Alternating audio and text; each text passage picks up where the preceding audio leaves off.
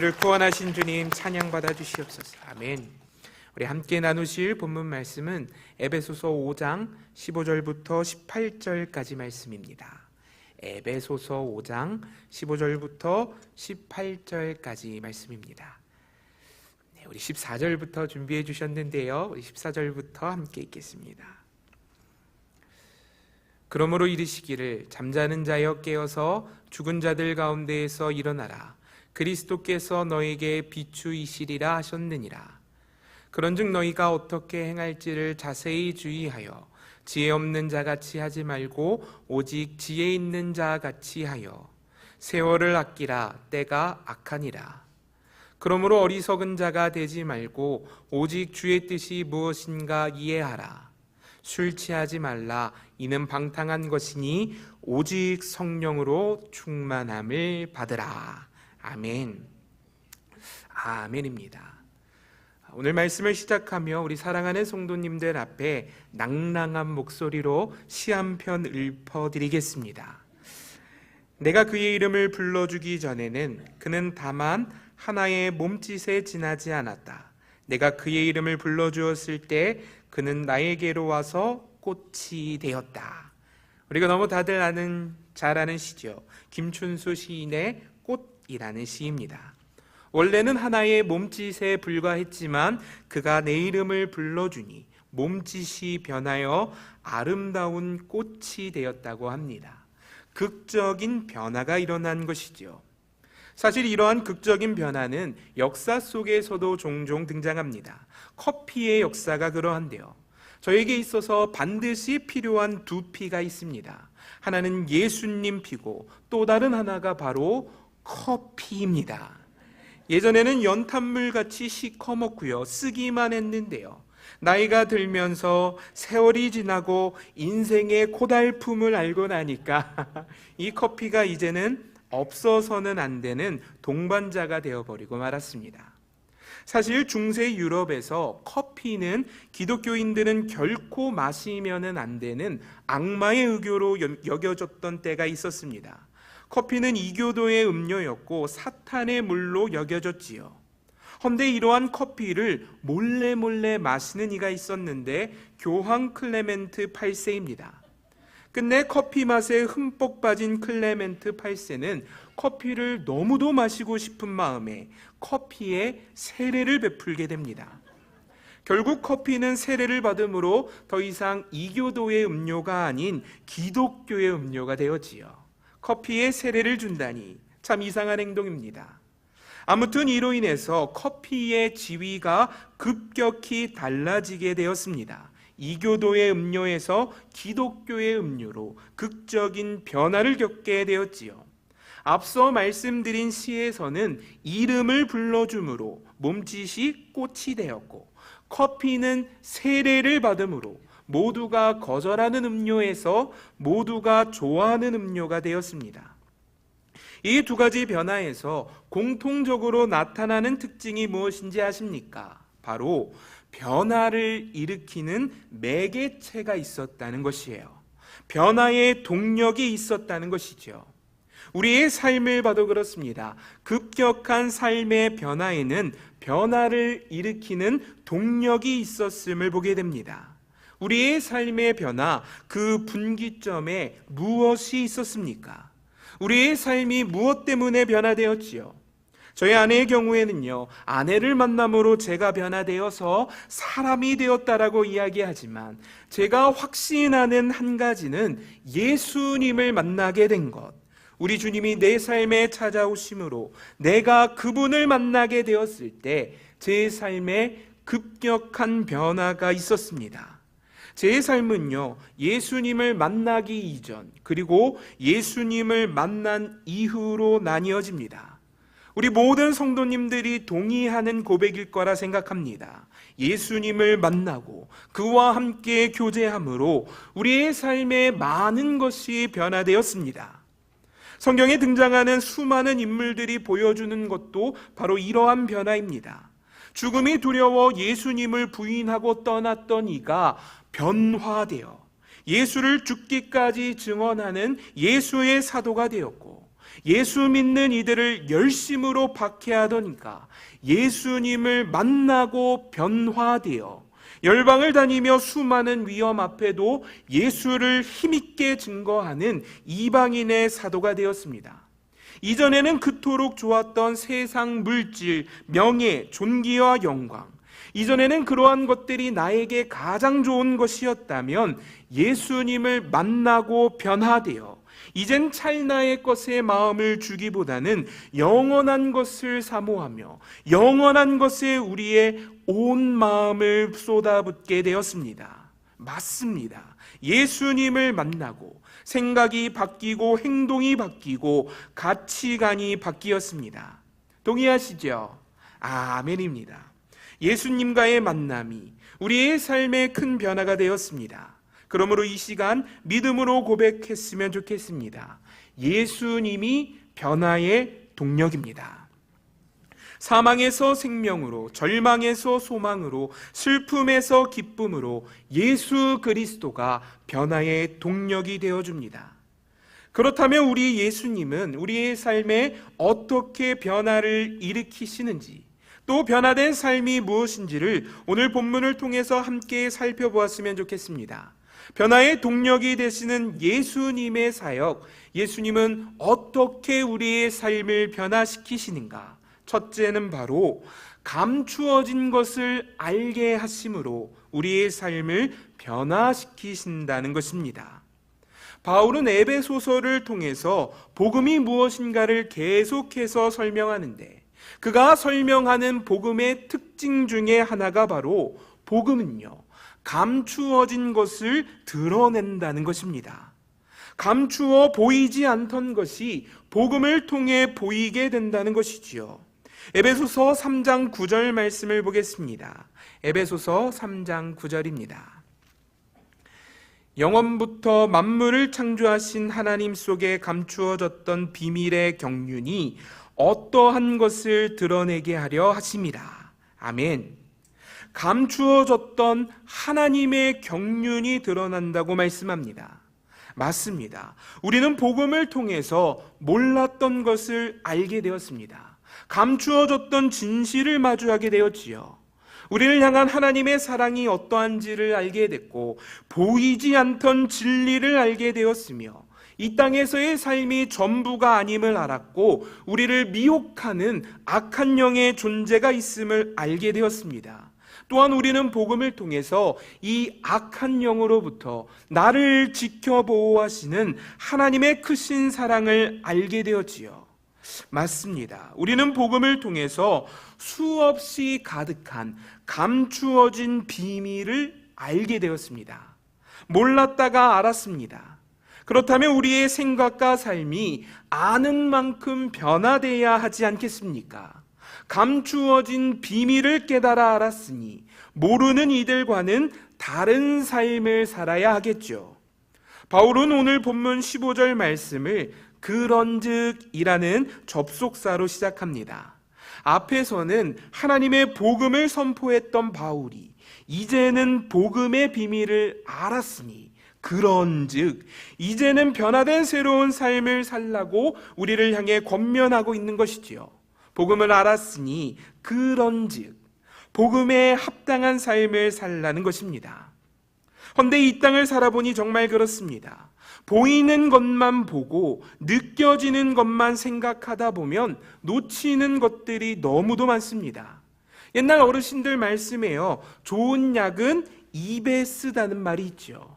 겉으로 보기엔 쓴 약입니다. 입에 탁 넣으면 너무 쓰기 때문에 뱉고 싶은 마음이 가득합니다. 헌데 입에 쓴 이 약이 어떻다는 거예요? 내 몸에는 좋다는 것이지요. 눈에 보이고 겉으로 느껴지는 것 외에 우리가 보지 못하는 감추어진 것이 있다는 것이에요. 약뿐만이 아닙니다. 이 땅을 살아가며 우리가 마주하는 고난의 문제들도 이러합니다. 겉으로 보기엔 고통이고 느껴보기엔 아픔이지만 그 이면에 보이지 않는 비밀처럼 감추어진 축복이 있다는 것을 우리는 너무도 많이 경험합니다. 마주할 땐 고난이었고요, 지나갈 때는 아픔이었는데 결국 다 지나서 뒤돌아보니 모든 것이 우리를 향한 하나님의 축복이었음을 깨닫게 됩니다. 이에 사도 바울은 너희가 어떻게 행할지를 주의하여 살피라고 이야기합니다. 보는 대로만 보지 말고 느껴지는 대로만 생각하지 말고 너희가 하늘의 지혜를 가졌으니 어떻게 행할지를 자세히 주의하라고 도전합니다. 저는 이 말씀이요, 우리의 삶에 너무도 깊이 적용된다고 생각합니다. 보이는 상황과 환경, 내 안의 감정 따라 이리저리 흔들리는 삶을 사는 것이 아니라 하늘의 지혜를 가진 자와 같이 보이지 않는 진리를 보는 것처럼 주의하여 살피라고 말씀하지요. 사랑하는 우리 모든 성도님들, 바울 사도는 그냥 살피라고 말하지 않습니다. 자세히 주의하여 살피라고 강조합니다. 주의 깊게 관심을 가지고 면밀하게 살펴보라는 것이에요. 왜 그러냐면 자세히 들여다보면 아무것도 아닌 일인데, 이 아무것도 아닌 일에 우리는 많은 순간 두려워하고 많은 순간 낙심하며 많은 순간 마음을 허비할 때가 많기 때문입니다.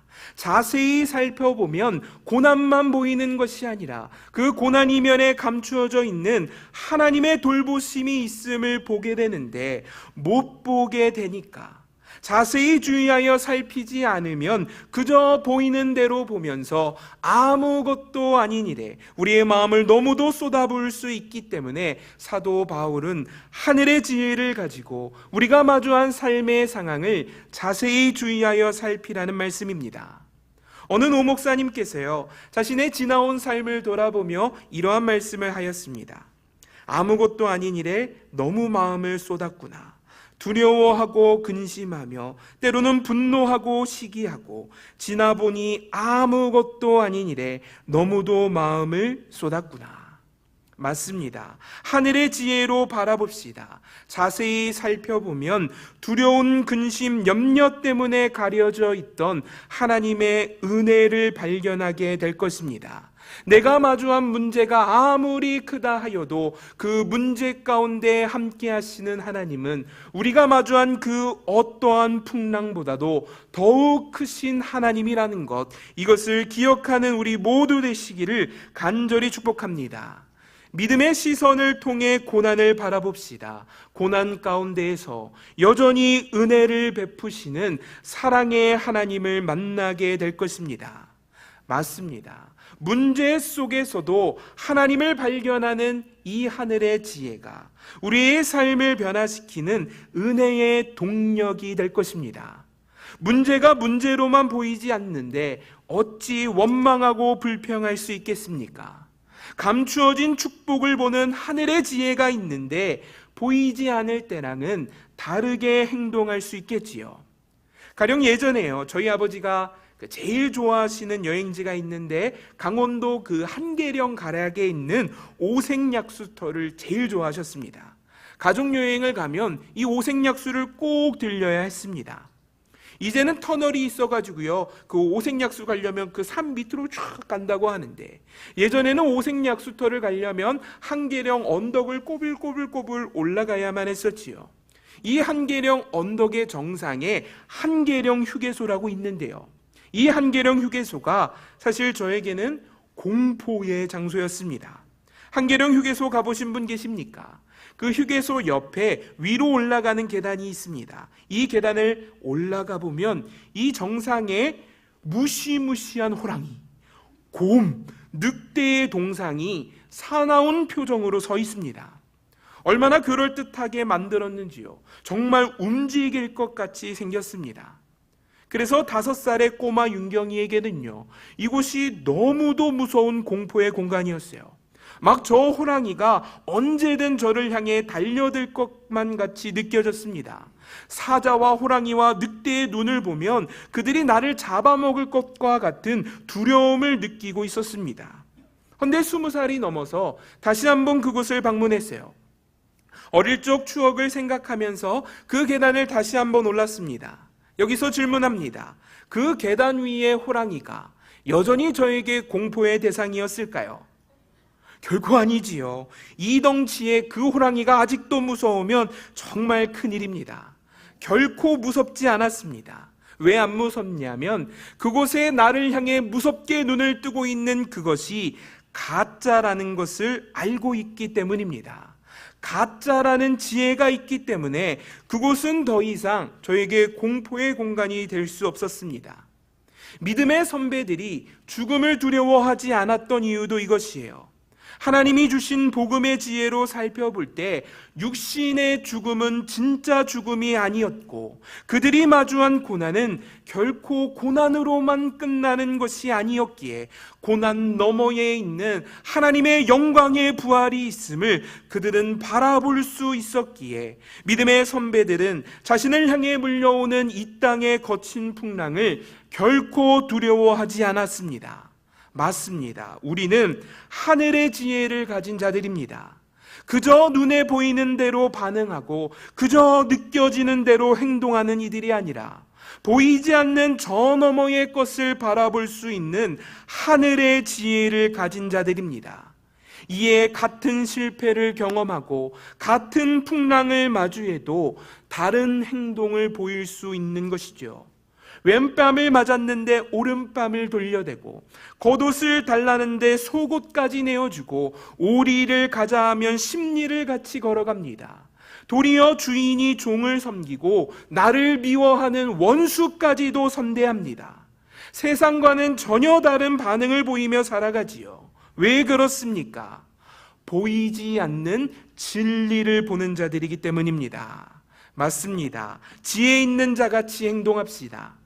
시편 27편의 다윗은요, 사방에 우겨쌈을 당한 상태였습니다. 그의 원수들이 일어나서 그를 대적하여 진치고 있는 상황입니다. 두렵고 떨리는 상황이지요. 그런데 이 속에서 그가 보였던 행동이 무엇인지 아십니까? 시편 27편 3절 말씀을 보겠습니다. 군대가 나를 대적하여 진칠지라도 내 마음이 두렵지 아니하며 전쟁이 일어나 나를 치려 할지라도 나는 여전히 태연하리로다. 아멘. 사방에 우겨쌈을 당했는데도 내 마음이 두렵지 아니하며 원수가 나를 대적하여 진칠지라도 여전히 태연하다고 고백합니다. 전쟁에서 태연할 수 있겠습니까? 어찌 그리 평강합니까? 이유는 간단합니다. 하나님을 볼 수 있는 하늘의 지혜를 가졌기 때문이지요. 눈에 보이는 대로만 보지 않기 때문입니다. 이것을 다윗은 이어지는 13절 14절에서 이렇게 고백합니다. 내가 산자들의 땅에서 여호와의 선하심을 보게 될 줄 확실히 믿었도다. 14절입니다. 너는 여호와를 기다릴지어다. 강하고 담대하여 여호와를 기다릴지어다. 아멘. 평강의 이유, 고난 앞에서도 세상과 다르게 반응할 수 있는 분명한 이유가 보여집니다. 전쟁과 같은 어려움과 고난을 통해서 무엇을 맛본다 말했습니까? 여호와의 선하심을 확실히 보게 될 것을 믿는 믿음. 우리 13절 말씀 띄워주었으면 좋겠습니다. 이 믿음으로 다윗은 태어날 수 있었습니다. 원수가 나를 애워싸 진친다 할지라도 여호와의 선하심을 보게 될 줄을 확실히 믿는 믿음. 이 믿음이 우리의 믿음 되시기를 간절히 축복합니다. 보이는 것만 보지 말고 보이지 않지만 분명히 함께 하시는 여호와의 선하심을 확실히 믿으며 나아갑시다. 이것이 지혜입니다. 고난 앞에서, 풍랑 앞에서, 삶이 흔들리는 거친 바람 앞에서 강하고 담대하여 여호와를 기다리는 것. 문제가 놓여 있지만 이 문제를 통해서 여호와의 선하심을 보게 될 것을 믿음으로 확신하는 것. 이 소망의 믿음이 우리 안에 가득하기를 축복합니다. 우리 한번 옆에 계신 성도님들을 격려했으면 좋겠습니다. 이렇게 격려하면 좋겠어요. 여호와의 선하심을 확실히 볼 것입니다. 시작. 여호와의 선하심을 확실히 볼 것입니다. 아멘입니다. 고난을 만났습니까? 어려움에 처했습니까? 사망의 음침한 골짜기에서 나를 대적하는 원수들로 인해서 사방에 우겨쌈을 당했습니까? 이 고백하시기를 축복합니다. 여호와의 선하심을 확실히 볼 것이도다. 이 지혜로 말미암아 담대하시길 축복합니다.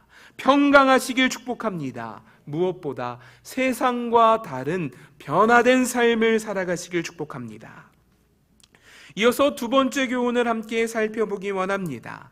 우리 삶을 변화시키는 변화의 동력 두 번째는 바로 세월을 아끼는 것입니다. 사실 말씀을 준비하면서요, 이 구절을 설명하는 것이 가장 힘이 들었습니다. 세월을 아끼라. 단순히 생각해보면 이 말씀을 보면 시간을 낭비하지 말고 열심히 살라는 것으로 해석이 됩니다. 그런데 지금 우리의 삶을 돌아보면 어떠합니까? 낭비하는 시간이 많지 않아요.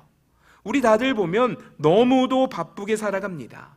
저만 해도 그렇습니다. 눈 뜨면 새벽기도, 갔다 오면 라이드, 끝나면 출근, 퇴근하면 저녁, 밥 먹고 청소 끝내고 책 조금 읽으면 잠. 또 잠은 왜 이렇게 금방 끝납니까? 눈 방금 감은 것 같은데 알람이 울고 있어요. 눈 떠서 새벽기도 또 가면 또 다른 하루가 시작됩니다. 하루가 얼마나 빨리 지나는지 모릅니다. 안 그래도 바쁘게 살고 있는데 여기서 더 바쁘게 살아야 하겠습니까? 요즘 젊은이들이 자주 사용하는 말 중에요, 잠죽자라는 말이 있대요. 사실 저도 몇 번 사용했던 말이기는 한데, 잠죽자, 이게 뭔지 아십니까? 잠은 죽어서 자자입니다. 얼마나 바쁘게 살아가는지요. 잠은 죽어서 한 번에 자는 말이 생겼습니다. 실제로 한국인들의 평균 수면 시간은 OECD 국가 중에서 최하위를 차지합니다. 가장 낮은 수치를 보입니다. 이렇게 잠도 못 자면서 열심히 살아가는 그들이 바로 우리예요. 헌데 여기서 더 바쁜 삶을 살아야 하겠습니까? 아낄 시간이 없는 것 같습니다. 여기서 찬찬히 본문의 내용을 더욱 살펴보았으면 좋겠습니다. 사실 본문 16절에 세월을 아끼라, 이 말씀은 헬라어 원어로 보면 기회를 사라 혹은 시간을 구원하라로 번역이 가능합니다. 기회를 사며 시간을 구원하라는 말이 무엇입니까? 쉽게 말해서 기회를 잡으라는 것이에요. 그저 흘러가는 대로 시간을 내버려 두지 말고 그 시간을 구원하여 그 시간이 기회가 되게 하라는 것입니다. 본문의 바울은요, 이미 열심히 살고 있는 우리에게 더 열심히 살라는 가혹한 말을 하는 것이 아닙니다. 도리어 바쁜 삶의 여정 속에서 날마다 주시는 매일의 삶이 기회가 되게 하라는 것인데, 무슨 기회입니까? 바로 은혜 받을 기회입니다. 오늘 하나님이 나에게 주신 삶은 주님을 찬송할 기회입니다. 오늘 하나님이 허락하신 나의 삶은 주님께 감사할 기회입니다.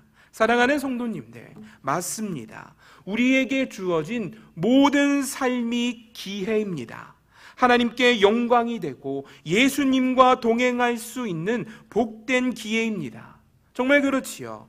우리의 삶의 모든 순간이 기회입니다. 저의 삶을 보면 그렇습니다. 죄를 짓는 나의 모습을 돌아보면 회개할 수 있는 기회이고, 주의 은혜를 누리고 있는 내 모습을 보면 하나님께 감사와 찬송을 올려드릴 수 있는 기회가 됩니다.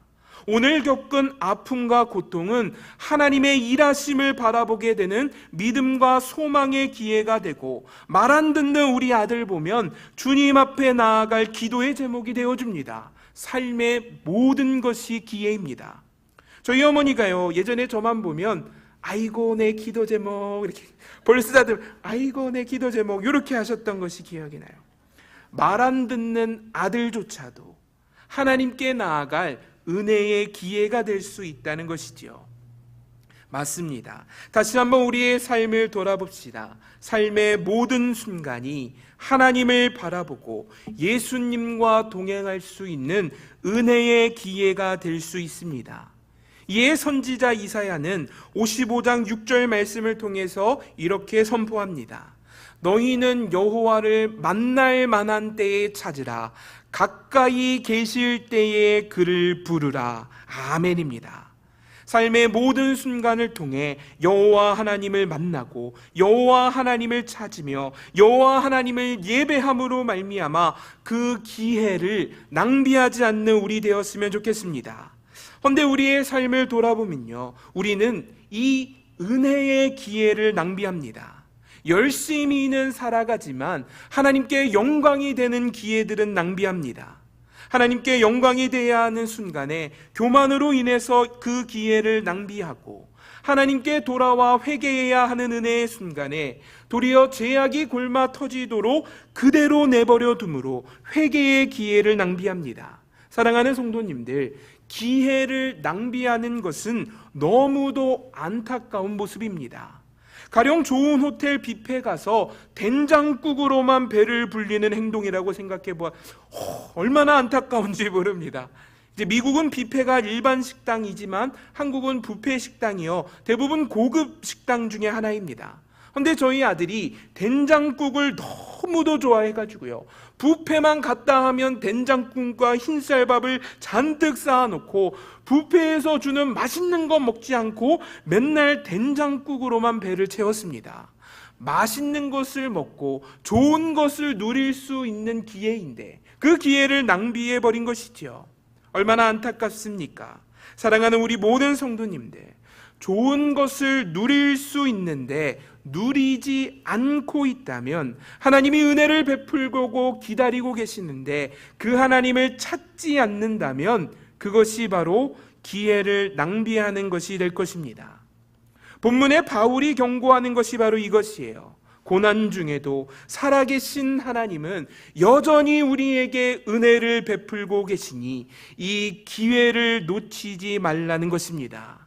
사랑하는 성도님들, 우리에게 허락된 모든 세월을 아껴 은혜의 때를 살아가는 우리 모두가 되시기를 축복합니다. 다시 한번 말씀드리지만 세월을 아끼라는 말씀은 더 바쁘게 살아가라는 말이 아닙니다. 도리어 바쁜 삶의 여정 속에 은혜 베푸시는 하나님을 경험하라는 말씀이지요. 같은 삶을 살더라도 주님을 느끼며 그분과 호흡하며 살아가면 그것이 바로 세월을 아끼는 삶이 될 것입니다. 허나 바쁜 삶을 살아가며 주님을 누리지 못하고 주님과 상관없는 삶을 살아간다면 그것이 바로 낭비하는 삶이 될 것이지요. 이에 바울은 본문 17절 말씀을 통해 우리에게 이렇게 말합니다. 그러므로 어리석은 자가 되지 말고 오직 주의 뜻이 무엇인가 이해하라. 아멘. 우리의 삶을 세상에서 허비하지 말고 우리를 향한 주의 뜻이 무엇인가를 이해하라. 사랑하는 성도님들, 오늘의 삶을 허락하신 주님의 뜻이 무엇인가를 이해합시다.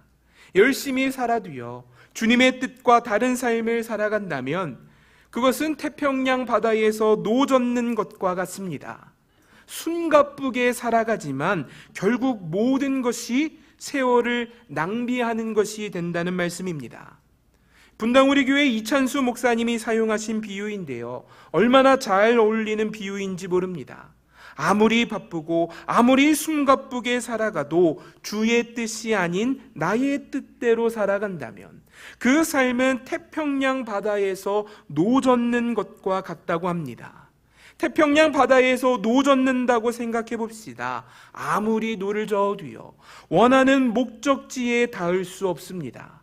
힘을 다해 노를 젓고 또 저어봐도 파도가 한번 휩쓸고 지나가면 도로 제자리입니다. 예수님 없는 우리의 삶이 이렇다는 것이지요. 열심히 살아도 그 삶이 낭비가 된다는 것이에요. 허나 믿음의 사람들은 어떠합니까? 바울은 감옥에서도 주와 함께 동행하며 세월을 낭비하지 않았습니다. 깊은 감옥조차도 바울에겐 주님의 은혜를 누릴 수 있는 기회가 되었습니다. 그때의 깊은 감옥에서도 그의 안에 가운데, 그의 마음 가운데 하나님 베풀어 주시는 은혜와 평강이 가득하므로 그는 천국을 누릴 수 있었던 것이지요. 사도 요한은 반모섬에 유배되는 고통의 순간을 묵시로 주의 말씀을 들을 수 있는 은혜의 기회로 삼았습니다. 이에 그가 고통 가운데 남겨주었던 요한계시록은 하나님 나라를 소망하는 모든 성도에게 참 위로의 말씀이 되었습니다. 다니엘은 사자굴에서 자신을 지켜보호하시는 하나님의 임재를 누릴 수 있었습니다. 굶주린 사자가 득실득실했던 그 사망의 구덩이가 보호하시는 주의 임재를 경험하는 은혜의 기회가 되었던 것이지요. 삶의 모든 순간이 주를 경험하는 은혜의 기회가 되어줍니다. 이것이 바로 세월을 아끼는 삶의 모습입니다. 존 파이퍼 목사님이 쓰신 Don't Waste Your Cancer라는 책이 있습니다. 우리 담임 목사님께서도 여러 번 말씀해 주셨지만 우리를 괴롭게 하는 암이라는 질병조차도 낭비되어서는 안 되고 하나님의 은혜를 경험하는 기회가 되어야 한다는 것입니다. 암조차도 낭비하지 말라. Don't waste your cancer. 그냥 말하면 느낌이 좀 안 살아요. Don't waste your cancer. Don't waste your life. Don't waste your 고난. 사랑하는 우리 모든 성도님들, 낭비할 것 하나 없습니다. 삶의 모든 순간을 은혜의 기회로 삼는다면, 주를 찬송하고 주께 감사하며 주님께 나아갈 수 있는 복된 기회로 삼는다면 참 기쁨과 만족, 은혜와 평강이 우리 안에 가득하게 될 것을 믿음으로 고백합니다. 세월을 아끼라는 것은 흘러가는 시간을 구원하여 그 시간을 주와 함께 누리라는 말씀입니다. 그러므로 삶의 모든 순간 오직 주님을 바라보고 오직 주님을 의지하며 세월을 아낄 수 있는, 시간을 구원하여 주의 은혜를 누릴 수 있는 저와 우리 모두가 되시기를 간절히 축복합니다. 마지막 변화의 동력 세 번째를 살펴보기 원합니다. 오늘 설교에서 가장 중요한 포인트라고 생각되는데요, 우리의 삶을 변화시키는 세 번째 동력은 바로 성령 충만입니다. 사랑하는 우리 모든 성도님들, 성령 충만하시길 축복합니다. 사실 복음서에 등장하는 제자들의 모습은 조금 직설적으로 표현해보면 소위 세상이 말하는 찌질한 모습입니다. 복음서의 제자들은 그렇지요. 예수님을 따르고 그분을 믿는 것이 두려워서 예수님이 십자가에 달리실 때에는 모두가 주를 부인하고 떠났습니다. 연약한 모습입니다. 허나 사도행전의 제자들은 어떠합니까? 그들은 죽음을 두려워하지 않고 섬김과 희생의 자리를 외면하지 않았습니다. 복음을 전하기 위해 자신의 모든 것을 내어주었으며 이웃 사랑하기를 자신의 몸과 같이 하였습니다. 이전에는 그토록 부끄럽고 이전에는 부인하고 떠났던 예수 그리스도의 십자가를 이젠 함께 짊어질 수 있음을 영광으로 생각하게 되었습니다. 소위 말해 사도행전의 제자들은 끝내주는 모습입니다. 이 둘 사이에는 엄청난 변화가 있었고 이 변화의 기점에 바로 성령의 임재가 있었음을 보게 됩니다. 성령님이 임하시면 능력이 나타나 우리의 삶이 변화됩니다. 그런데 오늘 본문의 바울은요, 이 성령 충만을 술 취함과 비교해서 나타냅니다. 비슷하면서도 다른 것이 있기 때문에 성령 충만과 술 취함을 비교해서 나타나는 것이에요. 술 취해도 사람이 변하고 성령이 충만해도 사람이 변하기 때문입니다. 본문 18절 말씀을 한번 살펴볼까요? 본문 18절 말씀입니다. 술 취하지 말라. 이는 방탕한 것이니 오직 성령으로 충만함을 받으라. 아멘. 술 취하지 말고 성령 충만하라고 말씀합니다. 우리 성도님들 혹시 술 취한 사람 보신 적이 있습니까? 저는 예전에 한국에서 있을 때 편의점 알바를 했었거든요. 밤이 되면요, 술 취한 분들이 얼마나 많이 왔는지 모릅니다. 술 취한 사람을 보면 생각과 행동과 말하는 것이 이상합니다. 이상한 행동과 이상한 말을 하지요. 진짜 그렇습니다. 멀쩡하던 사람도요, 술 취하면 이상한 다른 사람이 돼버립니다. 술에 취한 생각을 하고 술에 취한 말을 하며 술에 취한 행동을 합니다. 그래서 그런지요, 한국에 일어나는 강력범죄 사건의 대부분이 30% 이상이 음주 상태에서 발생한다고 합니다. 그만큼 술에 취한다는 것은 우리의 생각과 행동에 영향을 끼친다는 것이에요. 술 취함도 우리를 바꿔놓습니다. 그런데 성령에 충만하면 어떠합니까? 성령 충만 또한 우리의 삶을 홀가닥 변화시켜 놓습니다. 성령에 충만해도 다른 사람이 됩니다. 술에 취하는 것이 우리의 생각과 행동에 영향을 끼치듯이 성령 충만 또한 우리의 생각과 행동에 영향을 끼치게 됩니다.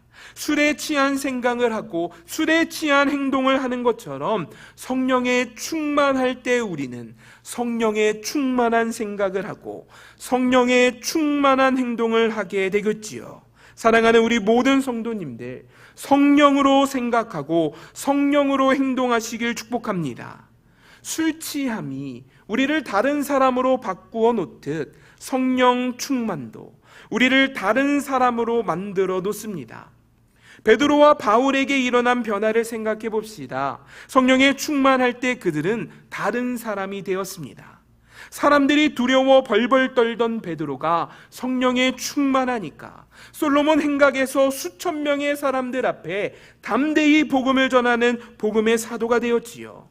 그리스도인들은 죽어 마땅하다고 생각했던 바울이 이젠 그리스도인이야말로 영원한 삶을 가진 자들이라고 고백합니다.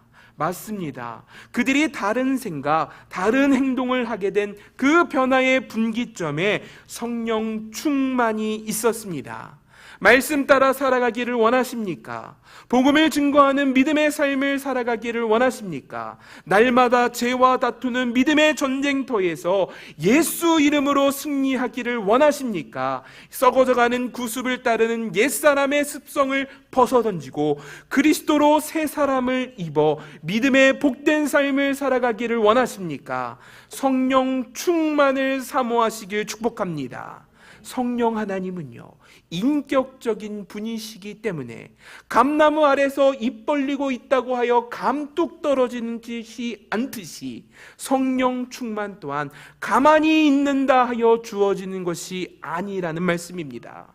성령 충만은 사모하는 자에게 부어집니다. 간절히 원하는 자에게 허락됩니다. 사랑하는 우리 모든 성도님들, 믿음의 삶을 살아가기로 결단하고 그 능력, 성령 충만을 사모하시는 저와 우리 모두 되시기를 간절히 축복합니다. 저는 성경이요, 이 성령의 임재를 충만으로 표현하는 것이 너무 은혜가 됩니다. 충만하다는 게 무엇입니까? 가득하다는 것이에요. 넘쳐 흐른다는 것입니다. 다른 어떠한 것이 틈탈 수 없이 성령이 내 안에 가득하다는 것이지요. 두려움과 근심과 염려가 틈탈 수 없이 빈틈없이 성령님이 내 안에 가득할 때 그것이 바로 성령 충만입니다. 염려가 틈탈 수 없고 가득했던 두려움이 떠나가며 미움과 시기 질투보다도 사랑과 섬김, 희생을 생각하는 것, 이것이 성령 충만입니다. 쉽게 말해서요, 성령이 내 안에 충만할 때 우리 안에 더럽고 추악한 것들이 떠나갑니다. 가령 어떠한 사람이 유리컵에 있는 공기를 비워내려 한다고 생각해 보기 원합니다. 그는 유리컵 안에 들어있는 공기를 완전히 비워보고 싶었습니다. 공기를 없애고 싶은 거예요. 그래서 컵을 뒤집어도 보고 탈탈도 털어도 보고 별의별 수를 다 써봤지만 컵 안에 있는 공기를 비워낼 수는 없었습니다. 그렇죠. 컵 안에 든 공기를 어떻게 비워낼 수 있습니까? 절대 안 됩니다. 그때 옆을 지나가던 지혜로운 사람이 말했습니다. 공기를 비우는 가장 쉬운 방법을 말씀드릴게요. 바로 컵에 물을 부어보세요.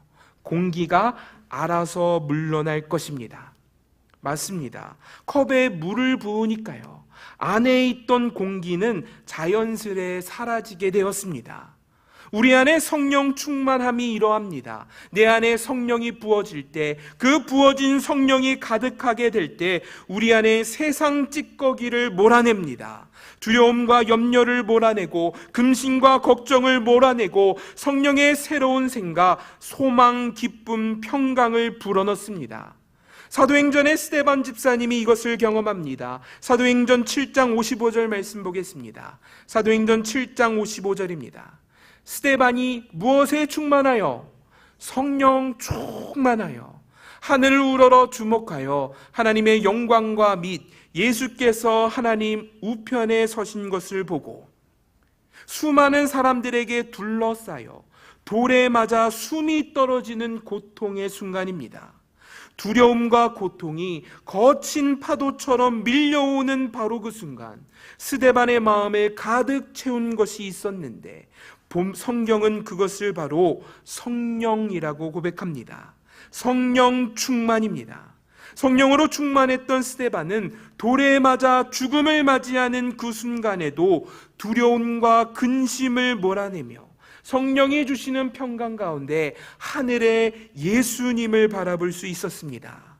사랑하는 성도님들, 근심과 염려가 가득한 이 땅에서 천국을 살아내는 비결이 무엇인지 아십니까?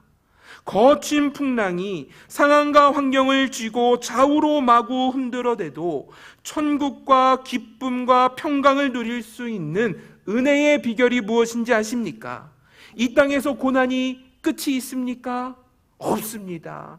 성경은 이 땅은 가시와 엉겅퀴를 내는 땅이라고 분명히 말해줍니다.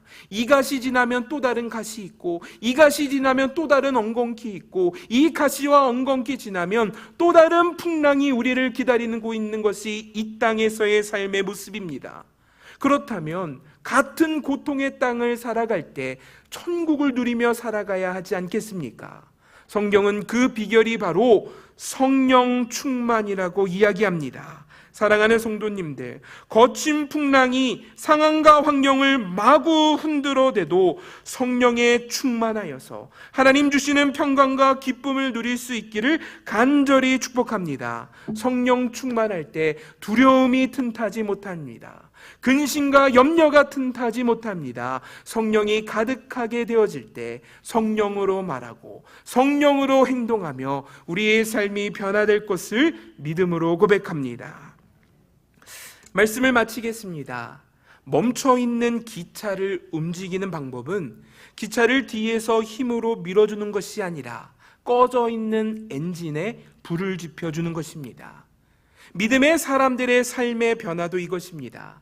그들이 절망에서도 소망을 꿈꾸고 고난 중에도 기쁨을 누릴 수 있는 이유는 그들이 복음을 통해 경험한 예수 그리스도가 그들의 삶에 함께하며 변화의 엔진에 불을 지펴주고 계시기 때문입니다.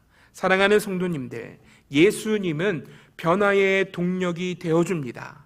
감추어진 것을 보게 하며 우리 삶의 모든 순간 성령으로 은혜를 베푸시며 예수님은 이전과는 다른 새로운 삶으로 우리를 초청합니다. 이 초청에 아멘으로 순종하여서 고난의 상황을 마주하고 풍랑이 있는 바다를 건넌다 할지라도 이전과는 다른 삶의 방식으로 믿음의 삶으로 평강과 기쁨 누리실 수 있는 저와 우리 모두 되시기를 간절히 축복합니다. 우리 시간 함께 기도하며 나아갑시다. 이전의 삶의 모습을 벗어던